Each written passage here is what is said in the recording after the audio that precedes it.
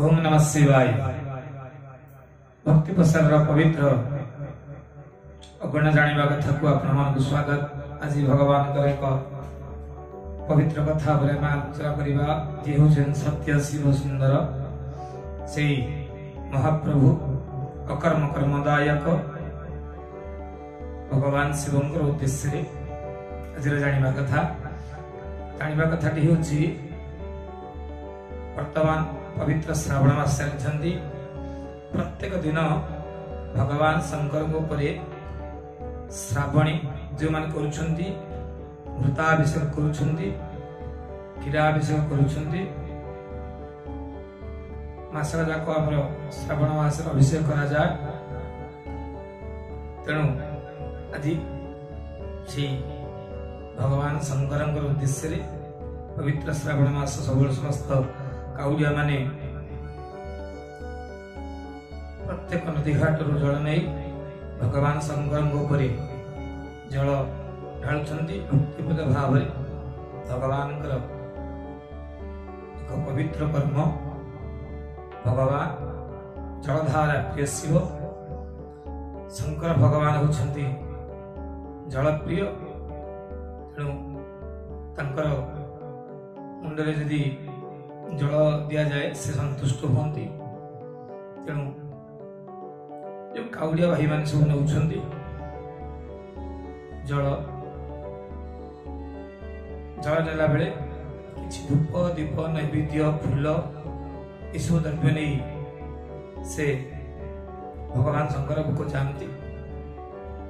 तेणु आम आज से फूल पर आज आलोचना करवा भगवान प्रिय फूल कौन क्यों फूल को भगवान बेसी प्रिय क्यों फूल देले से माने प्रिय होती क्यों फूल को से ग्रहण करते ना।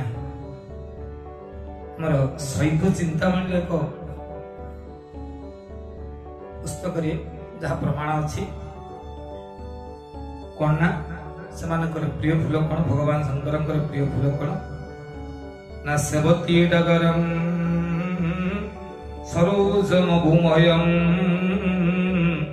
सर्वोत्पलं पाटली पर्णांगं करवीर कुंकुममिदं पुष्पं शिवे दीयता। गंगशिउली बौल दासकेरेंडा मल्ली विशेष कुश काश पलाश दुर्धुरा अरख जयंती कदम्ब गिरिमल्ली मंदार नागेश्वर सेवती टगर रक्तपद्म श्वेतपद्म समस्त प्रकार कई पाटली पर्णांग करवीर और कुंकुम यही सब पुष्प शिवंकर प्रिय अटे। शैव चिंतामणि भगवान कहले यही सब फूल जदि मते अर्पण करिवे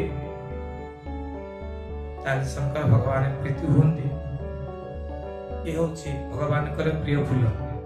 तेणु क्यों फूल को भगवान को अर्पण करवा ना भगवान शंकर को क्यों पुष्प अर्पण कले भगवान क्रोध होती। ये सब फूल को जब आम दबा ताले प्रिय होती ताले क्यों फूल को देले भगवान क्रोध करती। जपाबंधुक सिंदूरम तथा त्रिसंधिके शुभे मदंती केतकी जूथी मालती कुटजानि च बर्बरी सर्वपत्री च तथा च कुमुदद्वयम् आनीतम् नार्पये च यम्बो प्रमादादपि दोषकृ। कौन है ना मंदार नाली मंदार हो धड़ा मंदार हो भगवान शिवंकर प्रिय नुहे। सिंदूर पुष्प सदाबहार दयना केतकी जुई मालती गिरिमल्ली बण तुलसी सर्वपत्री रक्त और श्वेतकई एगुड़िक भ्रमवशत शिव को अर्पण करा जाए नहीं।